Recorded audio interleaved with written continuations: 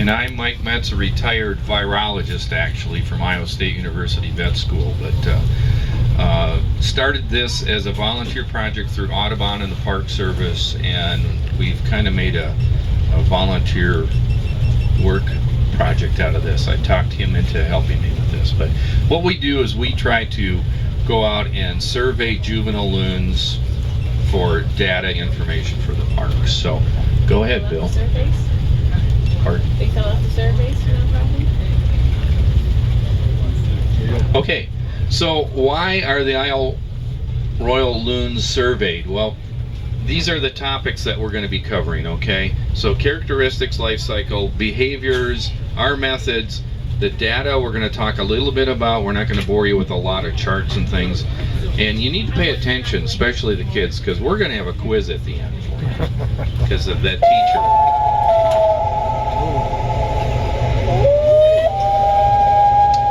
And like all good teams for the government, we have an acronym for Isle Royal Loon Survey Team. And it is...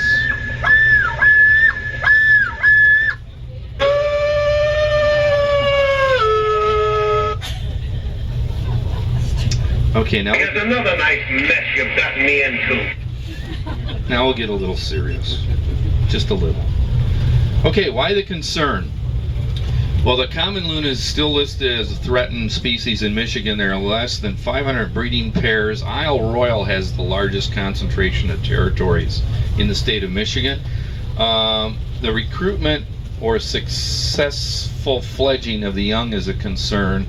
And what that's what we're looking for, are the young birds that are of age that we consider successful. The last line, I'm having trouble with reflection here. Last line, the birds, adults are long-lived birds, loons are, but they don't breed till maybe their 5th year they start, and they don't breed every year. So, but a successful repopulation is if you replace yourself. So usually they do that a little more often. Predation and disturbance issues are a big issue, especially out here in the last couple of years. We'll talk about that. Again, we talked about this is the largest breeding population in Michigan. This was designated wilderness area and is a good location to do these kinds of projects. Now, we'll talk a little bit about the Gavia immer, which is the common loon, the one we're interested in. There's actually 4 different loon recognized species, and most of these have passed through on migration, but they're rare. Other than the yellow-billed, they probably see more of than any of the other 3. Plumage, what you're seeing is the breeding plumage up here, and towards the end of the season, like in September, the adults will even start to change, but it's the black and white, the classic, what we think of as a common loon. When they go south, however, they start to lose that breeding and go back to their normal plumage, which is their non-breeding, and that's what you see when they're down in the southern states and the Gulf Coast and eastern seaboard of Florida. And that's where most of our loons go. They're a heavy-bodied bird. They don't have the air sacs and the hollow bones like all the other bird species do. They're heavy bone. They've got a little bit of space there, but they're the highest body weight to their ring ratio, so because of that, that's why they need a big takeoff area to get started.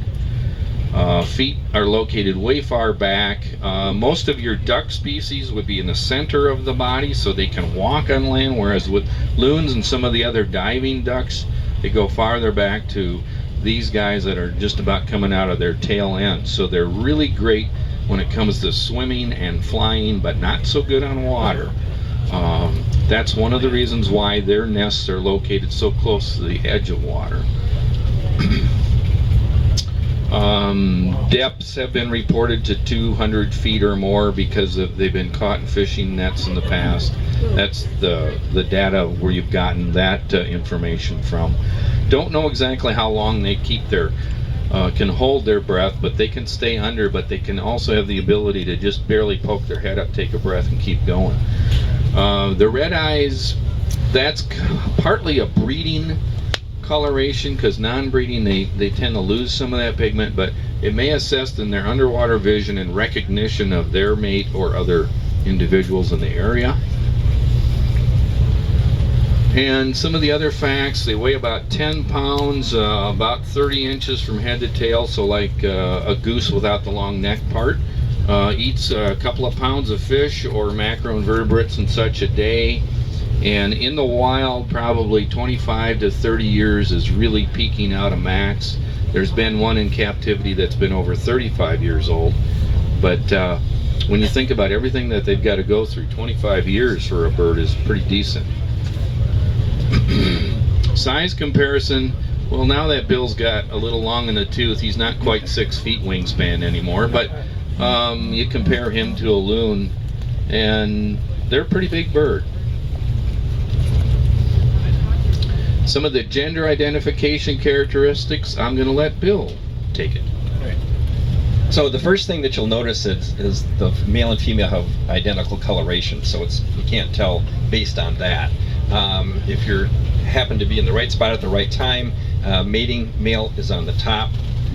Another thing is a little bit tricky too. Both genders tend to nest, so that doesn't necessarily indicate male or female. You may have heard one of the calls, which we'll talk about later.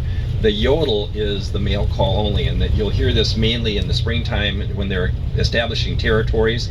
But periodically, I know we heard a couple last week as well, but that's a male call. So field identification. Way back in the early 90s, Dave Evers, who was a loon expert, was out here, and Mike and I got to work with him a little bit, and he gave us some of these clues for field identification. The first is that the males tend to ride higher in the water. So you can see this one a little bit higher up, so that's probably the male. Again, it's a probable thing, not necessarily 100%. Another is that the neck on the male tends to be a little bit broader, and the bill tends to be a little bit thicker as well. And if you're lucky enough again to see a pair, the males tend to have this brow ridge. Now there it's a little bit tricky there as well, because these are feathers, and every feather has a muscle here, and they can raise and lower those. And so you can see some of them how this looks more rounded and this looks more steep. So it's easier if you've got the pair. If you've got an individual, it's tough. Right, exactly. Okay, next, there are 4 calls. The whale call, which is the one that gets confused with the wolf call periodically. The yodel, the tremolo, which you hear frequently. You hear this in flight. And then the hoot, which if you're lucky enough to get close to the loons, you may hear that as well. So let's hope that the technology works here next.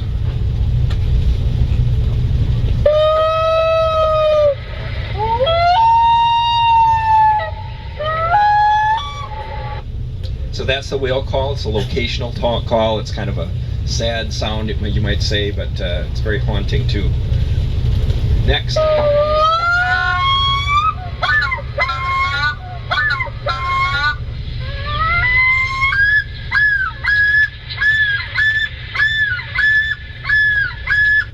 Anyone hear that call? Yeah, you do periodically.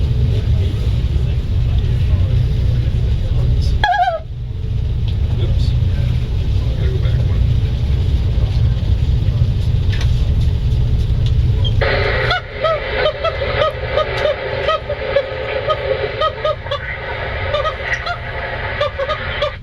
Anyone hear the hoot when they were out? Okay. Let's see if I can go back to this combination one. Tremolo first. Oh, tremolo, okay.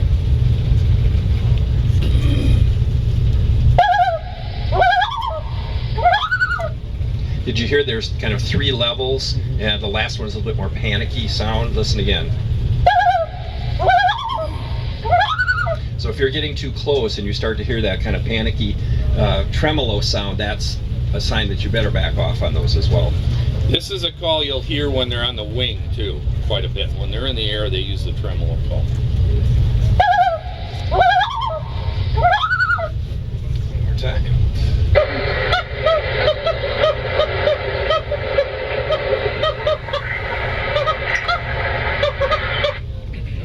That's Scott.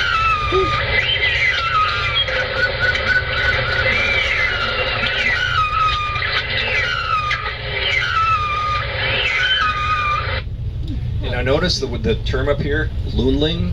Chickens have chicks, ducks have ducklings, and loons have loonlings. So, trying to change the world here. Now here's the next was another loonling call, the distress call.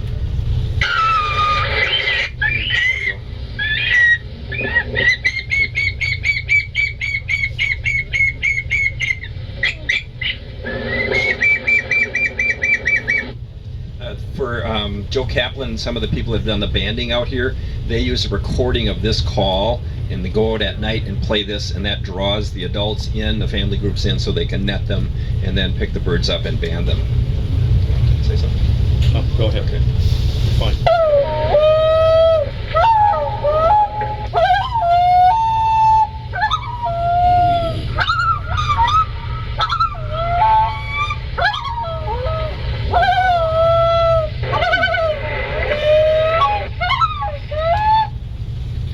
Kind of sounds like a teenage boy. These combination calls are often heard at night during the night chorusing, and that's a social thing probably more than anything, but there's speculation on what's really going on there. And here's our last one.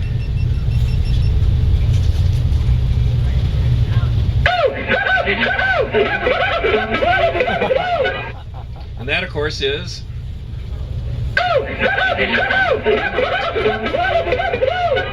Who's that sound? it's Daffy Duck.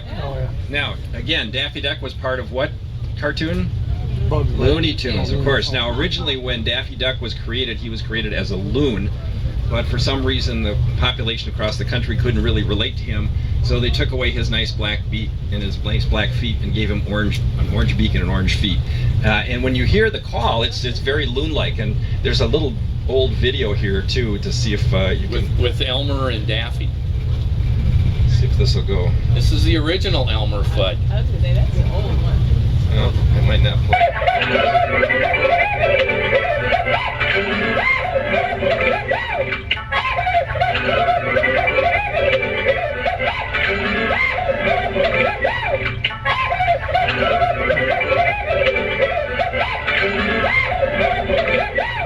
Okay, that's enough.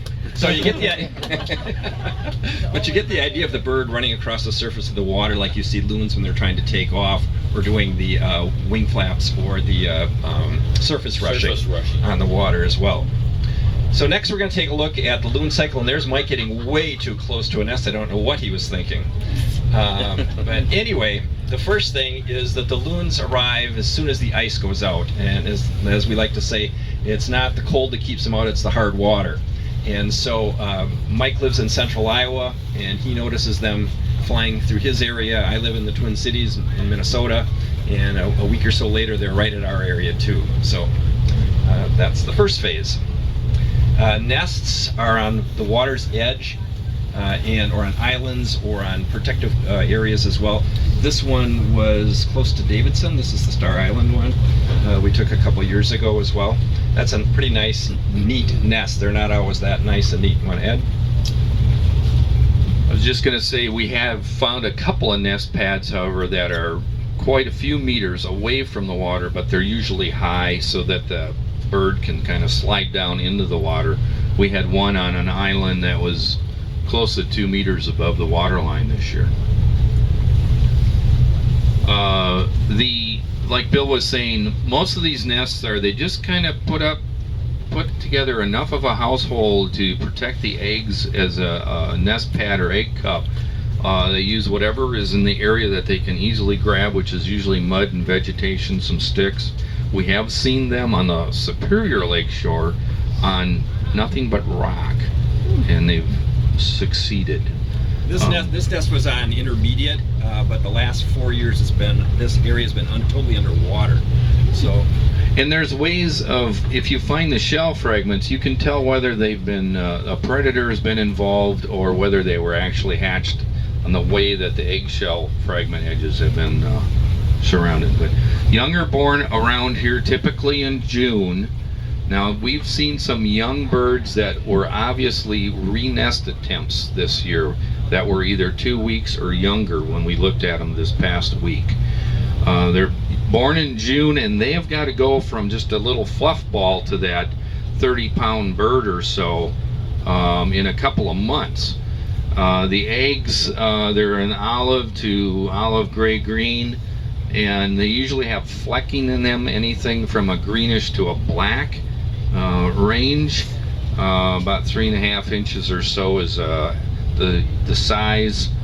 And this particular eggshell has membrane attached, so you're pretty certain that it was one that was hatched successfully. This is Alex Egan, one of the park techs, who we were looking at a nest that had been abandoned. You can see these eggs are cracked and discolored, so they were from a previous, like last year, or had been abandoned later or earlier in that year. Incubation is usually it's between 29 and 31, but up or as early as 26 days for these birds, depending upon location, how far north they are. Within 24 hours, the eggs will hatch asynchronously. So the first one will hatch, about 24 hours later the second, and if we're lucky to have a third, the third one will hatch.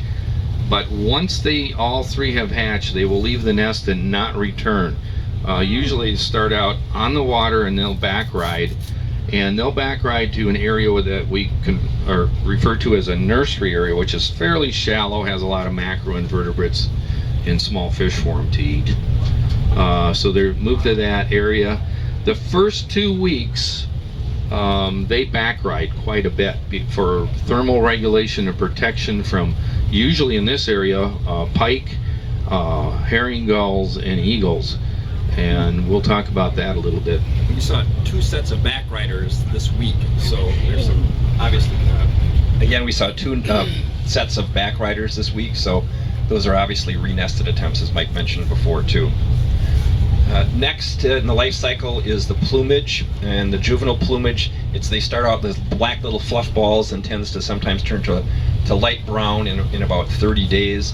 This one you can see has lost some of the down around this part of its head, but it still has down on the back side, and its back kind of starts from the head, and the down leaves the body from that point on.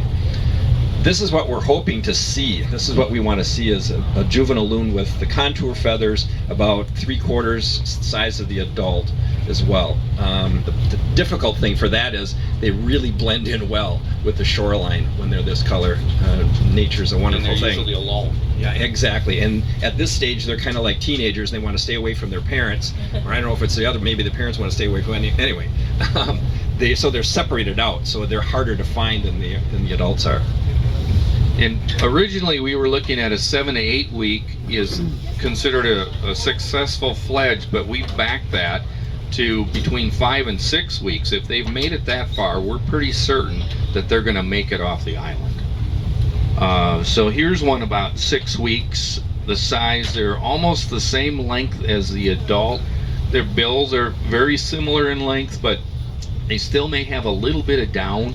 They have little mohawks and all sideburns and things like that, depending upon where they lose their down. They go through 2 down plumages and then their contour adult plumage.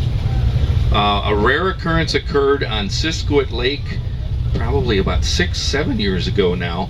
There was a 3 set that we spotted, and then about 5 weeks later, Alex, one of the techs, went back again, and they had successfully left or fledged, and they left the island as first or this year after or first year hatch birds. So that was rare. This life cycle itself, like we say, June they're born. In July there's a lot of rapid growth. When you think about that little fluff ball getting from that size up to the big adult, they need a lot of protein, which means a lot of macroinvertebrates, the aquatic larval stage of like your dragonflies and mayflies and crane flies and things like that, plus little fish. By August, we want them to look like this, because what happens is they leave a month after the adults leave this area, and they got to find their way to the staging areas in the lower Great Lakes. Usually these birds go to the southern Lake Michigan area and then head south. So September through October, the adults start leaving, and October and beyond, the juveniles leave. And they fly in loose little groups, not very big flocks, usually at night. They're very fast flyers, probably like a canvasback duck, around 70 to 80 miles an hour. Wintering off the Atlantic coast and Gulf Coast areas for the most part. You can see the arrows here indicate that the birds in this area end up mainly in the Gulf, but some on the eastern seaboard of Florida. And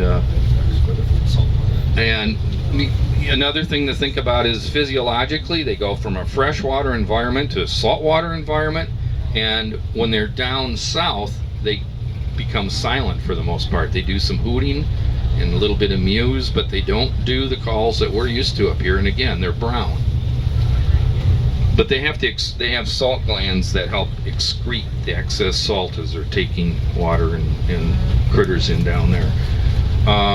Winter plumage, we talked about, they molt 2 to 3 weeks, no calling. The young will stay as long as 3 years south before they come back. They may come back the second or third year. They usually hang out. If you see them, they're on the superior shorelines, immature bird. Some people, not knowing the breeding plumage, think that might be the female, but both are breeding plumage. And needless to say, they do not mate for life. Occasionally they'll have the same mate. They start picking their mate as they're coming from the south. What were you going to say, Bill? And it was the banding that kind of pointed that out. They, on their returns as well, they may not return to their natal lake, but they may return to a lake in the area that they were fledged from. Also, we talked about renesting if the first one's unsuccessful. And then for Isle Royal, the main predators are gulls, pike, and especially eagles we're finding. On the mainland, you've got a lot of different mammals like raccoons, skunks, fox. Fox may do a little bit of damage out here. I'm sure if an otter came across or a mink across the nest, they'd try for the eggs or the young. And then our no-wake zones, because human disturbance, just flushing them off the nest, getting too close, or just causing a lot of water activity on their nests. Birds that are misidentified quite frequently are the red-breasted merganser and common mergansers. This one shows a male and female red-breasted merganser. Now these guys have the up to 20 young, and they do brood dumping. So a female might have a series of, you see, different sized little birds with her, and some of the other females, either for one reason or another, separation, death, or they just take advantage, may have just have a babysitter, I guess, for some other reason. The cormorant, which we haven't seen too many in the last couple of years, is also often mistaken. Cormorant, however, like most ducks, can in 1 or 2 wing flaps be off the water, whereas the loon would take off straight. They both are fish eaters. The double-crested cormorant has a real flashy light-colored bill, and they're black completely, whereas the loon, when you see them flying, are white underneath. And yeah, folks describe their neck as snake-like. They usually keep their head a lot higher, as opposed to a loon more horizontal or down. Behaviors, there's a number of behaviors, and because Bill works with children, I'll let him talk about behavior. All right, so what you see here is a wing flap, and this is a comfort move. Loons preen about once an hour, and this initiates and sometimes concludes a preening session, the wing flap. So we have a little video here. You may have seen this before, if you've been so lucky. Let's see if it'll work.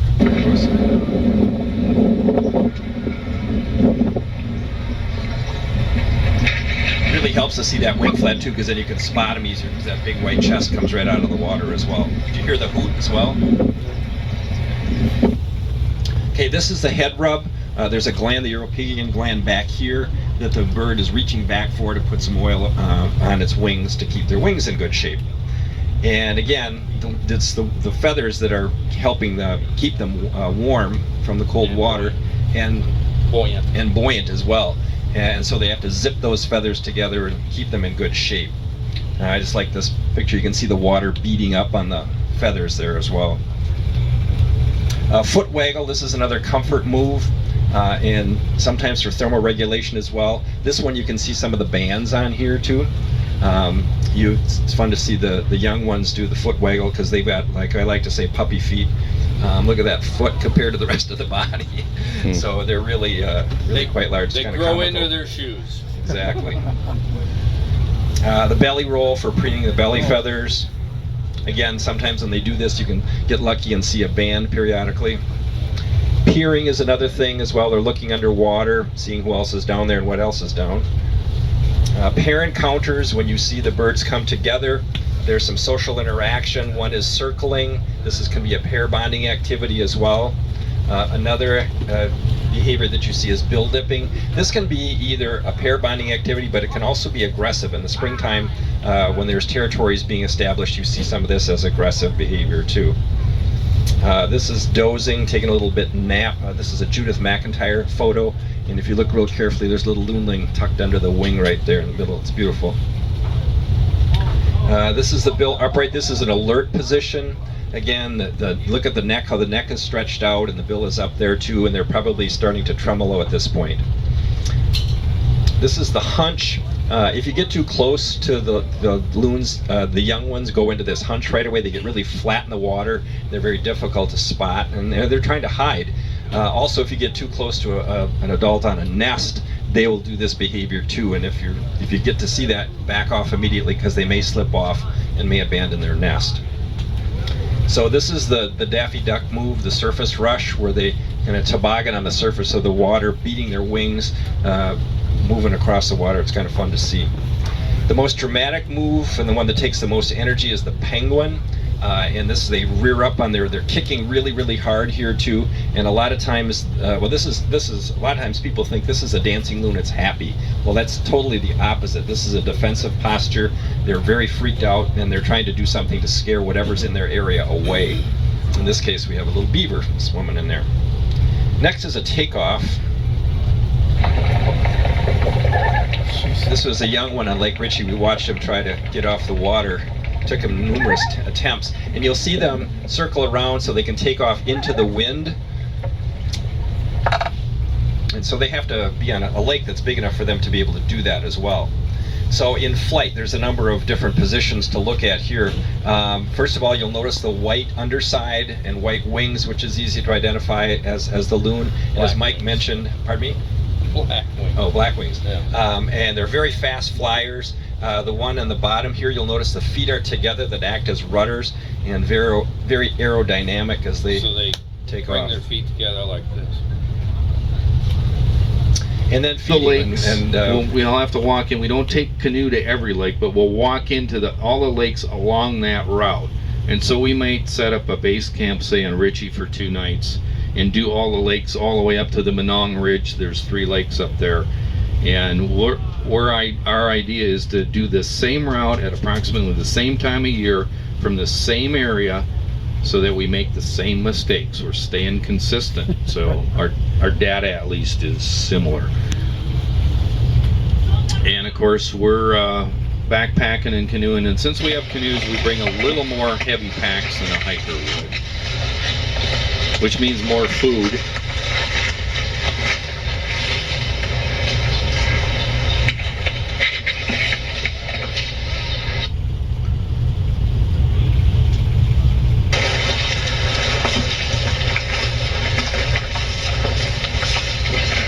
So a typical portage trail. This I think is actually the intermediate trail. It's a real nice little portage through a nice birch stand. Okay, so what we do is we circumnavigate any of the lakes that we have the canoe, or we'll walk them to various points to survey from, and we usually spend a minimum of 15 minutes at a position when we're doing a survey. And like I say, we'll do the entire lake. We're partly looking for the birds, but we're also looking for nest pad use. We have a lot of wind on the camera mic.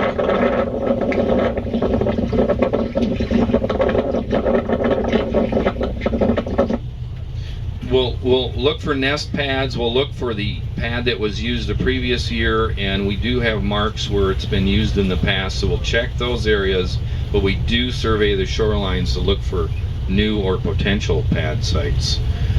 Started out using just trail marks like shadows and things, but then we went to compass, and I still carry my compass. We do use GPS, but compass doesn't have a battery to worry about.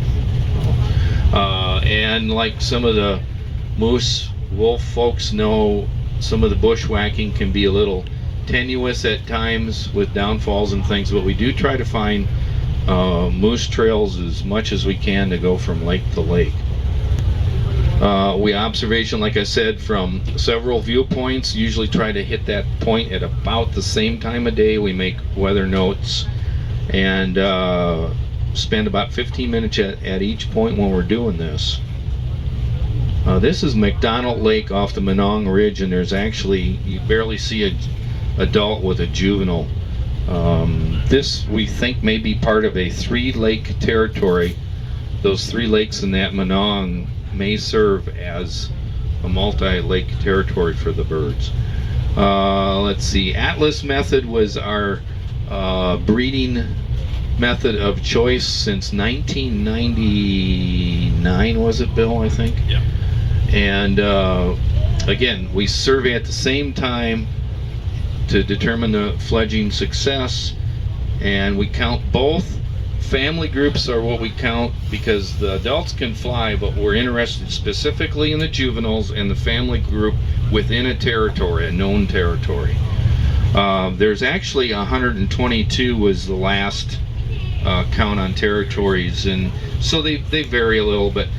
This last year, so it's been 75 inland and I believe 44, 46 superior. So this is a photocopy of part of the atlas that we use, and one of the things that are noted on here are the territory sizes. Like this is Lake Mason and Lake Teresa. The size of these lakes are small enough so it's a 1 territory lake. Territories are determined by line of sight. Loons don't like to be within sight of another pair of loons. So a long or a short narrow lake like this, or a kind of an oval one like this, single territory, as opposed to this one. This is Sargent Lake, and this one I believe has 6 territories on it as well. And like Lake Ritchie has 5 territories because it has so many appendages, bays and coves and that sort of thing too. Angleworm, long thin lake, 2 territories, 1 west and 1 east. Lake Benson, 1 territory. So this is the data that some of the data that we've collected over the years, and as you can see, there's a slight downward trend. And Alex again is the guy that was really working the numbers with us here, and yes, it is going down, but it doesn't seem to be a statistical significance. Like Mike mentioned earlier, these are long-lived birds, and if they reproduce themselves within that lifetime, the population is stable, relatively stable. Got one thing to say. Yeah. We're missing 2013 because the park, the resource folks didn't have enough people to complete the survey, but the survey that we conducted that year falls just about for numbers the same as the following year in 2014, so there was a dip no matter how you look at it. The other thing is, I was looking at just doing on the back of an envelope calculation, and we surveyed 56% of the inland lake territories in the 9 days we were actually out, and 42% of the superior shoreline territories. Of the inland lakes, we had 9 juveniles that we found, and of the superior shoreline, we had 6. So we're almost on trend with last year as far as success, so they may be actually going up a little bit. So some of the things we believe may be contributing to the low productivity, the lake levels, for example, Lake Ritchie this year was like 2 feet down. It was just really, really low. All the other lakes, including Superiors, you know, are really quite high. Some high wave action can hurt the wipe off the nests. And the steeper shoreline, it makes it difficult for the loons to get up onto the nest pads as well. there's a lot of loons out here, a lot of adult loons, and so there's competition for territories. The territories are limited, and even with that, there's only 90% occupancy.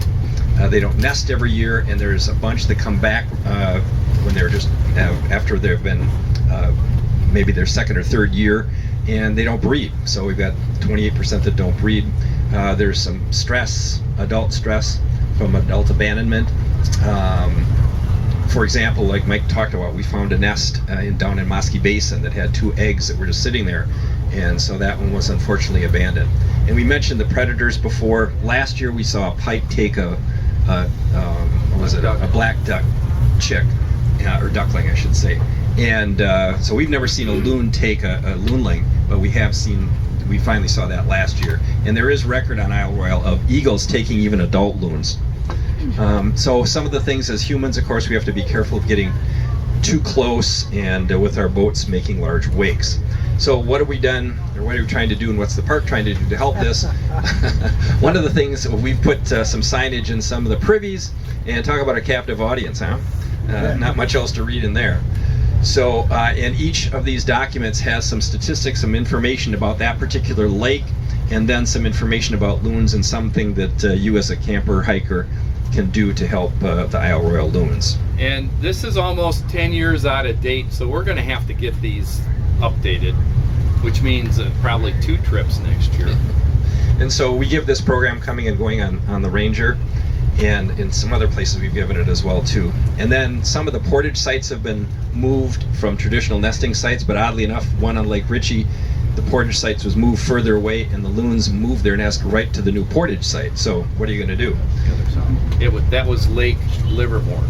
Oh, Livermore. No, it was Ritchie. Anyway. And then the no wake zones were expanded as well. So we've been prattling on here for quite a while. Does anybody have any questions you want to ask us? Go ahead. So the pattern on the loons with the dots and the striping, is that identical on all of them, or is it like a fingerprint that's unique to that bird? So the question is the pattern of the feathers, the light and the dark, is that identify individuals? And I would say no. Well, It's difficult to say. We guess we've never really looked at that. individuals, if they weren't banded, you can look at the bird and they may have some feathers missing or a little scar or something you can tell, but that overall pattern it's not perfect for every bird. You know, if you really looked at it, it'd be different. But that's part of the patterning, the overall patterning and coloration. With any bird, you're going to have a little variation. But I mean, that's a good question. Yeah. And even that black and white axis camouflage. Yeah, and that's another thing, that black and white with the wave action. You look at that water, that's called razzle-dazzle camouflage, and that was used by the navies, especially in World War II and World War I. Use that strange pattern, and it just blends right in with the wave action, the way the light hits it. It's kind of like a fawn whitetail deer with the spots on the back. Part of the reason is that you've got the light filtering through leaves, and it looks like little light on the, and so they filter right in with the grass. Other questions about loons or any other? Yes, sir. We saw some young ones right in on the backs of the adults. What are the chances that those young ones are going to make it this year? The question was, they saw some back riders, and what are the chances they're going to make it? If they're not picked off by a fish, a herring gull, or an eagle, their chances are still good as far as weather and things. About this time last year, at the end of ours, we saw a one-day-old bird on Ritchie that made it that year. That would been 3 years ago, I think that happened. So we were watching the nest, the bird on nest. There was 1 egg. We went and did our Manong, came back the next day. There was a back rider, and then one of the guys went and checked about 6 weeks later, and it was there. So it's still good. So when we see a bird that is that young, we let the park staff know, and then they're going to go back in a few weeks and check on that to see if that bird fledged. If they have time. Yeah, exactly. Other questions? I've got one more question. Yes. How about predation? Is it more pronounced on Lake Superior compared to the inland lakes? Is there any difference in predation levels? Predation levels on Lake Superior versus inland lakes? That's a good question, and I don't have an answer for you on that. One thing we've really noticed here is as the eagle population has increased, nobody's done the correlation on it, but the loons are getting harassed a lot more. And so we're thinking the eagles probably have more to do with predation these days than even the fish, or the herring gulls will definitely harass and try to pick at the nest and the young. But to answer your question specifically, I don't know. Yeah, there was Bill asked me to say that tremolo, especially call. You can actually, if you listen for a while, you can hear a difference in that tremolo when the loons spot an eagle. There's just a little different sound, and they spot it. If you hear that, you can look up and then you see the eagle coming through. And if an osprey comes through, they don't do that. So they can differentiate between the raptors, at least between those two raptors. There was a question over here, yes. With migration, what is the survival rate? Survival rate, migration, don't know any specific numbers, but I do know that quite a few of the banded birds had returned up in this area that they had banded. I don't know, they did some satellite work too with some birds, and I don't know how that came out. I suppose, I don't know what a survival rate for birds, migrating birds in general is, but I suppose it's similar to that population. I think what happens more is on the south end, the birds run into problems, and in the staging areas they run into problems with botulism in particular, and maybe red tide. And a couple of years ago, if you remember, we had a major oil spill in the Gulf. The adults got up here, left before, or started their migration before that actually happened, but there were still 2 and 3 year, 1, 2, and 3 year old birds down there that had to take that in consideration. So that little dip in the graph, who knows, maybe that had something to do with that survivability. Yes, you in the back. Is anybody banning this? Any plans to ban more loons? The question is, any plans to ban more loons? And I can't answer that question either. The individual who was doing that, we haven't been in contact with him for a little over a year now. I suppose if funding would probably be one of those things, and what kind of data and things they've derived from the banding they've done.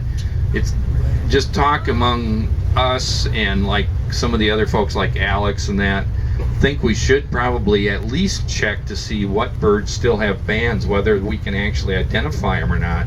Some of those bands have little marks on them that are worn off, but you can still see some of the color to them, so you could tell what group of birds they were. Yes? Is there competition with other duck species for breeding territory? I mean, do they... Competition with other waterfowl species, is there competition? It's a good question. Not directly, but an example would be the last 3 years we've had trumpeter swans on Lake Ritchie last year, but not this year. There's on Ritchie. Oh, so maybe it was a flyer, but there was a pair on Livermore this year. We had a pair last year on Ritchie, a pair on Livermore, and there's a pair that had cygnets on chicken bone, 3 cygnets. Last year they had cygnets on chicken bone. So they're starting to establish territories. However, the loons are still hanging around, but at least in the Iowa area where we were introducing trumpeters, they were pretty aggressive towards some of the other waterfowl. They seem to be tolerating each other up here. Mergansers, maybe a little bit of bumping off, but the loons are a lot bigger than mergansers, so they're going to hold their ground. I don't know if other folks who have been in the field have noticed any aggression or not, but between... They're real tough on the mergansers. Mergansers, yeah. Well, and loons will actually, the males in the spring will fight each other, and they will also go after beaver and other things. They're pretty aggressive during territorial protection. Other questions? Okay, then we have questions for you. All right, it's a single bird, but would you speculate a male or a female? Male. And why is that? What do you think, Bill? Oh, This is an iffy one. That's why I put this one Yeah. on here. This is really hard to tell. So what's important to know is when there are two, can you tell? So this one, who knows? You really can't tell for sure.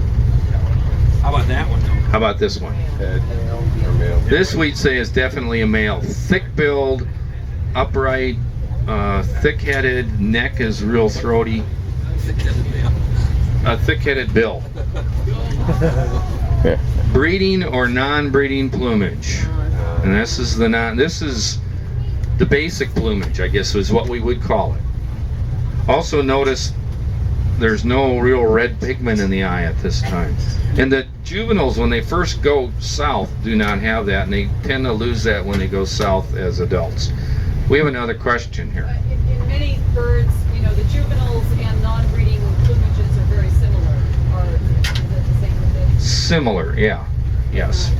Yeah, and that's, but there's more black in here than the juveniles would be more of a browner gray that after year hatch, okay, and then as adults they're still going to have some brown, but it's going to be more a chocolate. Yodel or tremolo?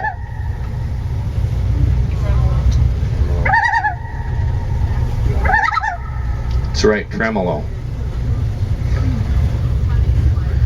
And we would like to thank the Park Service for putting up with us. Actually, they've been really good about helping us with getting from place to place and supportive in that role.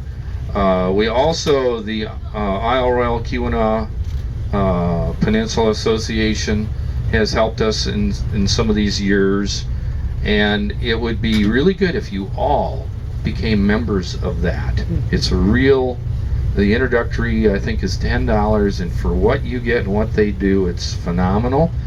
And What is it? it's the Isle Royal Keweenaw Peninsula Association. I think that's what it is, right? Parks Association. I stand corrected.